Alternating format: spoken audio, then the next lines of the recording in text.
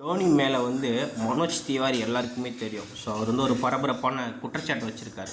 என்னென்னா, இந்திய கிரிக்கெட் அணியின் முன்னாள் வீரரான பெங்காலை சேர்ந்தவர் மனோஜ் திவாரி என்னை வந்து அணியிலிருந்து ஓரம் கட்டியதுக்கு தோனியும் அப்போதைய தலைமை பயிற்சியாளர் டங்கன் பிளட்சர் இவங்க வந்து தேர்வு கொண்டு தான் பதில் சொல்லணும்னு சொல்லியிருக்காங்க. அதாவது, நான் டோனியை சந்திக்கும் போது நிச்சயம் அவர்கிட்ட கண்டிப்பாக கேட்பேன். தற்போது வரை நான் என்ன தவறு செய்தேன் என்பது அது தெரியலன்னு சொல்லியிருக்காங்க. என்ன அப்படின்னா, ஒவ்வொருவரின் கண்ணோட்டமும் வேறுபடும். சிலர் வந்து தோனி வீரர்களுக்கு ஆதரவாக நிற்பார் என்று கூறினார்.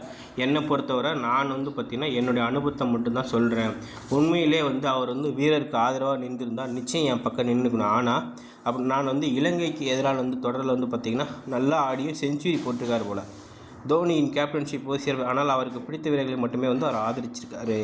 இது குறித்து பலருக்குமே தெரியும். ஆனால் வந்து யாரும் வந்து வெளியே சொல்ல வர்றது கிடையாது. டோனிக்கு வந்து என்ன பிடிக்காமல் இருக்கலாம், அதனால் கூட எனக்கு சுச்சுவேஷன் இப்படி அமைஞ்சிருக்குன்னு சொல்லுவார். இதை பற்றி உங்களுடைய கருத்தை வந்து கமெண்ட் செக்ஷனில் பதிவிடுங்க.